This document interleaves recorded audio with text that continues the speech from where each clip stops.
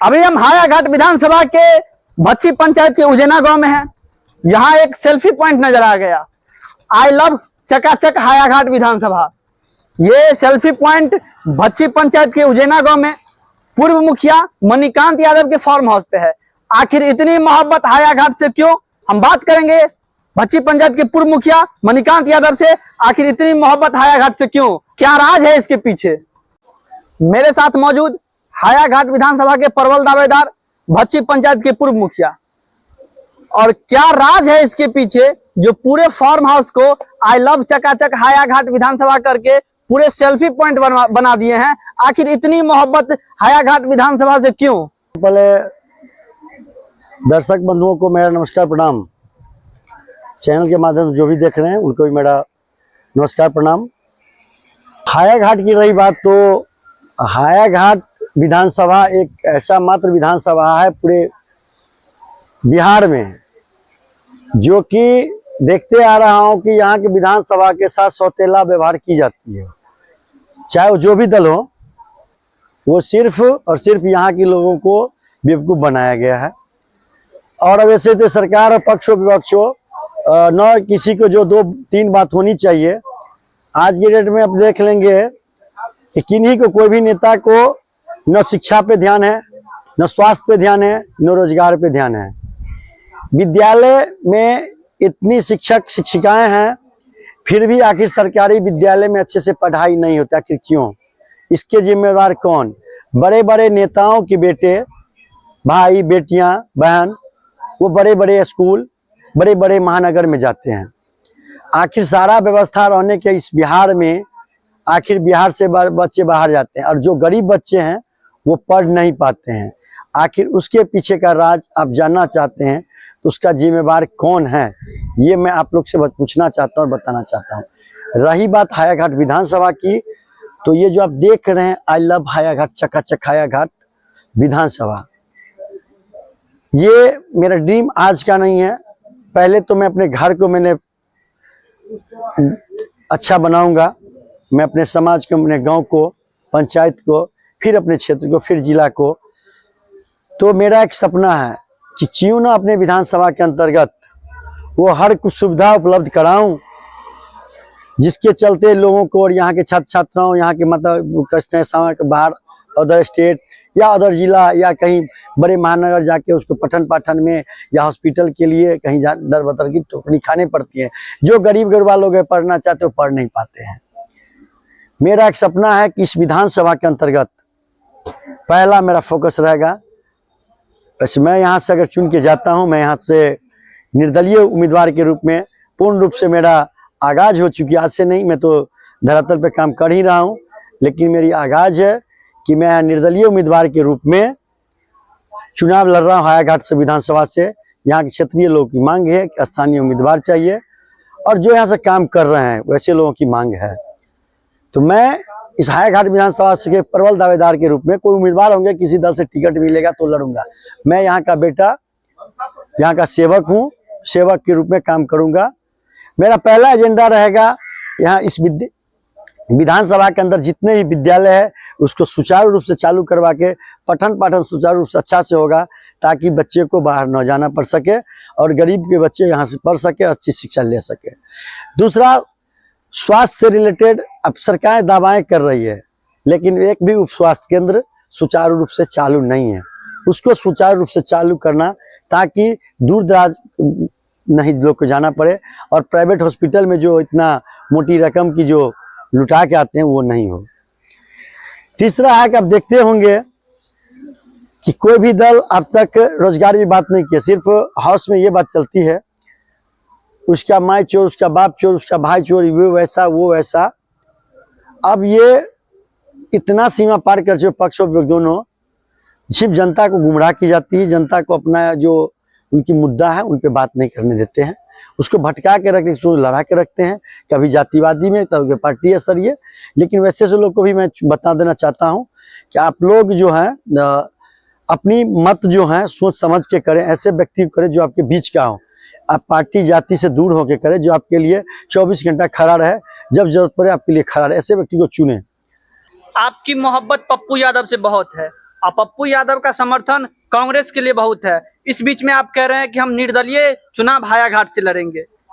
पप्पू यादव से व्यक्तिगत मेरा लगाव है। पप्पू यादव को हम अपने बड़े भाई की तरह उनका आदर्श मानता हूं, और उनका जो क्या पिछले महीने मतलब वो जो कर्म कर रहे हैं, मानव सेवा कर रहे हैं, मानव सेवा में मैंने भी आस्था रखता था। मानव सेवा ही सबसे बड़ी धर्म कर्म है। पप्पू यादव है तो मैं दिल से उनको मानता हूँ, बड़े भाई मानता हूँ, वो मेरे गार्जियन हैं, रहेंगे। और रही बात राजनीति की, तो वो मैं उनके साथ था। और कांग्रेस की बात रही, तो मैं बार बार बोल रहा हूँ कि मैं यहाँ से उम्मीदवार नहीं, मैं दावेदार हूँ। मैं इस विधानसभा का बेटा, यहाँ का सेवक हूँ। हायाघाट विधानसभा क्षेत्र से मैं आता हूँ, और मेरा अधिकार बनता है, मेरा कर्तव्य बनता है कि मैं इस क्षेत्र से लड़ूं और सेवा करूं। मैं जीतूंगा तब भी, हारूंगा तब भी, मैं इस क्षेत्र में सेवा कर रहा हूं, करूंगा। मेरा सबसे बड़ी एक रहेगा, विधानसभा के सभी पंचायतों में फिजिकल एकेडमी और बड़े बड़े संस्थान, जो कोचिंग संस्थान होते हैं जिसके लिए लोगों को दूर दूर जाना पड़ता है, वो मोटी मोटी रकम दी जाती है। तो वैसे मैं कई बड़े जो चलाते हैं उनसे मैं संपर्क साधा हूँ, किया हूँ। वो लोग का साथ रहेगा, और साथ निश्चित रूप से रहेगा। यहाँ के युवाओं को भी जो बेरोजगार की बात कर रहे हैं, तो मैं उन्हीं संस्थान से उन्हें भी जोड़ूंगा कि वो खुद का लगावे, और मिनिमम दरों पे, क्योंकि उन्हें एक तो बचेगा कि वो बाहर बच्चे नहीं जा रहे, किराया वो उसको रूम रेंट बचेगी, बाहर खर्च बचेगी, और वहाँ घर में रह के वो पढ़ाई कर सके। अभी जो पूरे जिले में सुखाड़ की स्थिति बनी हुई है, पानी के लिए त्राहिमाम लोग हो गए हैं, इस पे आपका क्या कहना है? और क्या आप अभी आपके पोस्ट के माध्यम से हम ये भी देखें कि कई जगह पानी का टैंकर भी लगवाए हैं। वर्तमान में नहीं आप जनप्रतिनिधि है, फिर भी जनता से इतनी मोहब्बत, इतनी लगाव, इतनी लोकप्रियता, क्या कहना है इस पे आपका? और जनप्रतिनिधि रहने न रहने से कोई सवाल नहीं बनता। जनता सेवा, जन सेवा, पब्लिक सेवा मेरा सपना है। बोल दिया ना कि मानव सेवा ही सबसे बड़ी धर्म है। अभी जो आपदा, ये जो सुखाड़ है, बहुत बड़ी आपदा है। चापाकल सूखने का सबसे बड़ा मुख्य कारण ये है, खास करके ये दरभंगा जिला के कुछ भागों में, जब से मंत्री जी ने अस्थायी निदान बाढ़ का क्यों निदान नहीं किए, वो बर्बाद किए। कम से कम नदी में जो परमानेंट बंद की गई है उसे स्लूइस गेट निर्माण होनी चाहिए। जब बड़ा वो कोसी कमला में जाता है, बैरेज में जाता है, तो स्लूइस गेट से जाती है। तो आखिर इस कमला बलान में और जो यहाँ का जो है बागमती है, उसमें स्लूइस गेट क्यों नहीं है? कि पानी जैसे अभी कोसी में आया, अगर वही पानी कमला बलान में आता, कोई अथी में आता, बागमती में आता, तो वो पानी से तो लोग सिंचाई लोग करता। ये होनी चाहिए। और हर जगह ये पानी बंद करने से समाधान, सही समाधान नहीं है। उसमें स्लूइस गेट का निर्माण होना चाहिए, फाटक का निर्माण होनी चाहिए, जिससे कि लोग सिंचाई भी हो।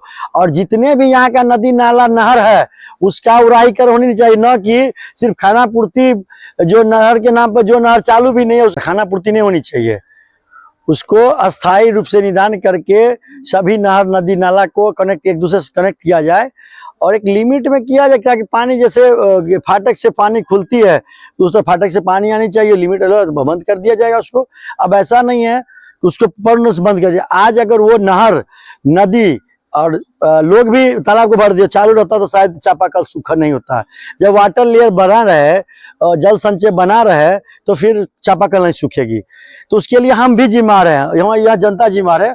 उनको भी सोचना है कि अपना जो चापाकल या वेस्टेज ऑफ पानी करे, उसके लिए आप अपने चापाकल के पास जो है ना, आप एक ड्रेन बनावे जो आपका पानी उसी में जाए, और वो पानी सोखता बनावे कि आपका पानी उसी जल संचय हो वहां पे, ताकि लेयर बना रहे। अभी आप इंटरव्यू दे रहे थे, इस इंटरव्यू के दौरान आपके क्षेत्र के लोग भी आए, आप इंटरव्यू रोक के पहले उनका समस्या का निदान करवाए। और क्या लगता है कि क्षेत्र के लोग आपके पास आते हैं, आपके पास ना आके जनप्रतिनिधि जो है यहाँ से चुने हुए, उनके पास क्यों नहीं जाते हैं? आपसे इतनी उम्मीद जनता को और यहाँ के लोगों को क्यों? मेरे लिए इंटरव्यू बहुत बड़ी बात मायने नहीं है। हाँ, लोग अभी आज के डेट में सोशल मीडिया के प्लेटफॉर्म मान लिया है। मैं सिर्फ कर्म जानता हूँ, मैं सेवा जानता हूँ। इंटरव्यू मेरे लिए कोई मायने नहीं रखता है। पहले उनका जो समस्या था, उनके पास 2 दिन का डेट था, 2 दिन 1 दिन का डेट था। वो मेरे पास आए तो मैं काम था कि उनकी क्या समस्या है, पहले मैंने वो समस्या को मैंने देखा। मुझसे जहाँ तक जो भी बात है उनको मैं बता दिया। आगे मैं पदाधिकारी से बात भी कर लिया, उन्हें मैं समझा भी दिया, बता भी दिया कि इनका काम करनी है। काम कोई बहुत ये नहीं था, लेकिन उनके लिए ये था कि 1 दिन डेट है, तो वो मैंने करवाया हूँ और इस तरह लगातार बनी रहती है। जनता क्षेत्र की जनता अब चुने हुए और गिने हुए और जीते हुए के पास क्यों नहीं जाते, इस बात को मैं खंडन नहीं कर सकता हूँ। जहाँ जिनको सुविधा होती है, जहाँ से काम होती है, वहाँ लोग जाती है, ऐसा होनी चाहिए। अगर वो आखिर कर देते तो मेरे पास क्यों आते हैं? मुझे उस लायक समझते हैं, मुझ पर भरोसा रहता है, इसलिए आते हैं मेरे पास। मैं यहाँ की जनता को सेवा करूंगा। मेरा एक सपना है कि मुझे यहाँ की जनता को सेवा करना है, और सेवा मैं जिस माध्यम से दूं, जिस तरह दूं, तन मन धन से मैं सेवा कर रहा हूँ। करीब 15 सालों से मैं कर रहा हूँ। मुखिया तो 16 से 21 बना, उससे पहले ही मैंने जनता, जब भी आकस्मिक दुर्घटना होती है, जो सड़क दुर्घटना हो या कहीं भी इस तरह के आपत्ति जो हो, कोई किसी तरह की समस्या हो, मैं वहां से, मेरी जहां तक औकात है, मैं अपनी औकात से मतलब बराबर में जो भी उन्हें मदद, हर संभव मदद करता हूँ। शरीर से हो, पैसा से हो, गाड़ी से हो, मैं मदद करता हूँ। ये तो मेरा शौक है, सपना है।